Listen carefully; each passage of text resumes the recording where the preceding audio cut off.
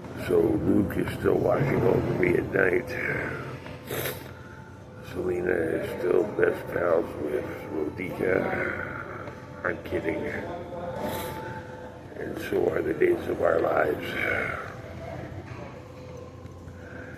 You know, this trip to Edmonton, no matter what happens, is going to go down as the fact that I failed again. Even though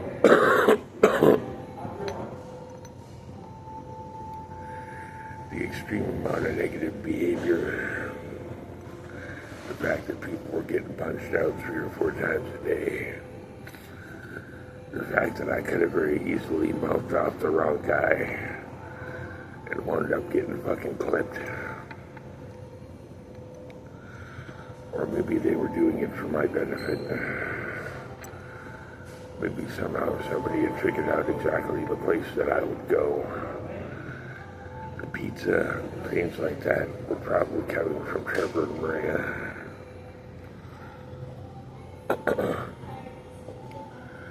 Maybe I was catering a little party. But the more addicted to the negativity I get, the more addicted to losing, strife, conflict, things to that nature that would happen. And I can't help but think, because it's actually a true fact, that those places were helping me who set out to fail.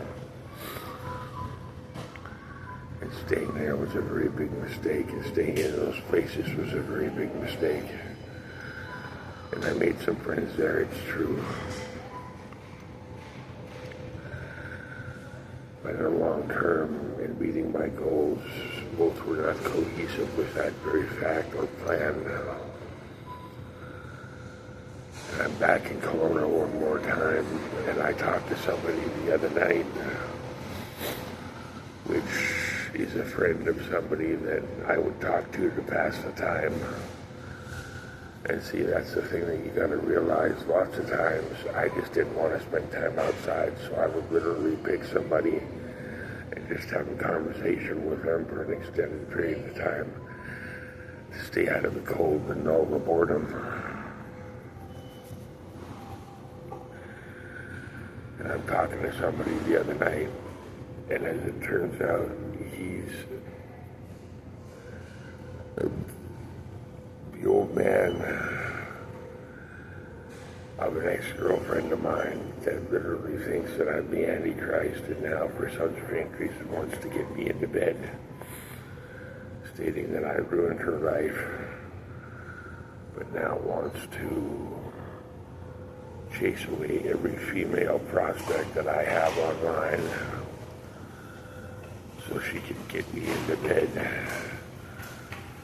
or so she can have me as personal property or something to that nature, or have me at her beck and call.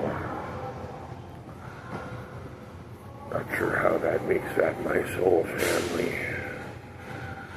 my human family.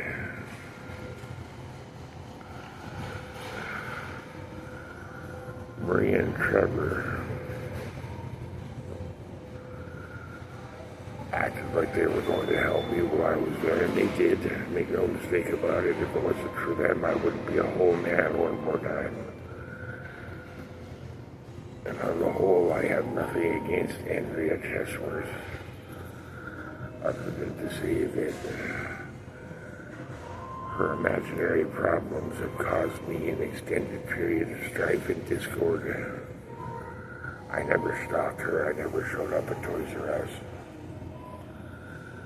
I never threatened her. I never tried to make her life any more difficult than it needed to be.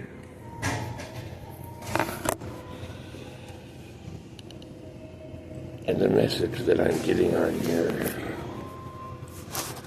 is that someone thinks I'm not well or wants to say that I'm not well. And is stating that by me calling her a mother figure, that I'm fucked up or that I'm fucked in the head or whatever. Or wants to downplay who I am or say that I'm not qualified to give an assessment on anybody else. And I should stick to my own problems.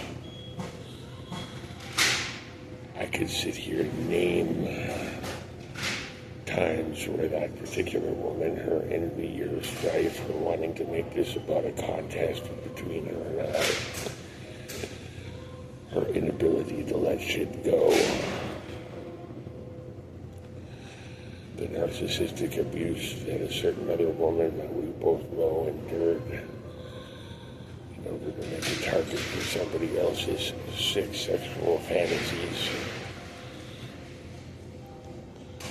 And I'm not giving any names, and I'm not jumping up and down and kicking and screaming, and I can only discern what people tell me.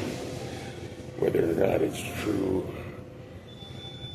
has to be left to the people whose mouth it's spilling out of.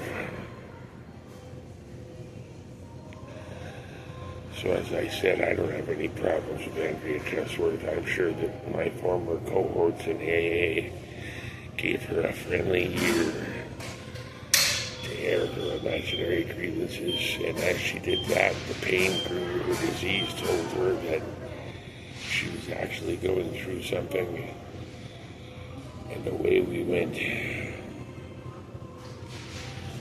And pretty soon it was evident and heir apparent that something had to be done about the evil Christopher Ryan words.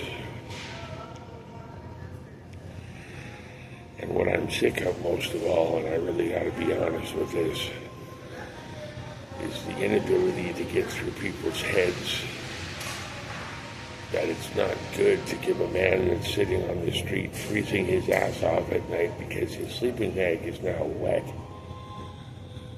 and things to that nature because it's cold. False hope. All the while you're stealing money from him and making sure he has absolutely nothing while he is traversing his way through Kelowna's darkest, mustiest spots, trying to keep warm at night so he can once again stay vertical because he was drugged back here on somebody else's whim.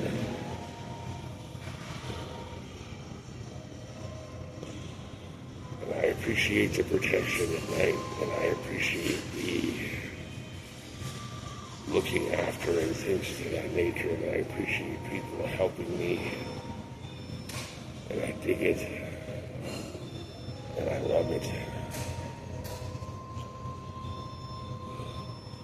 And I would bet that the money from, say, my YouTube or some other thing or whatever is going towards maybe a healthier education for me.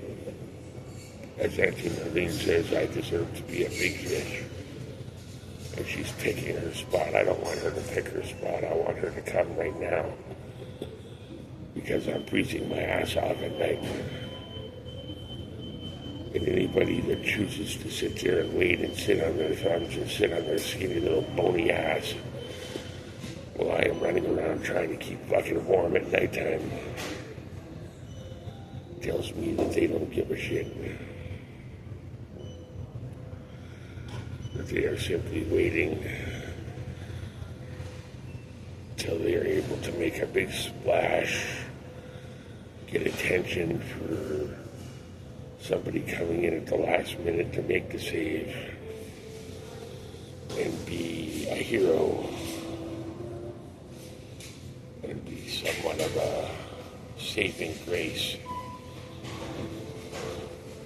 for my eternal difficulties that were not started on my dime or on my watch, but on somebody else's. And somebody tried to commit murder on me and kill who I really was, leaving me vulnerable and open to other people's attacks and strife. And somebody trying to take advantage of me, which that happened.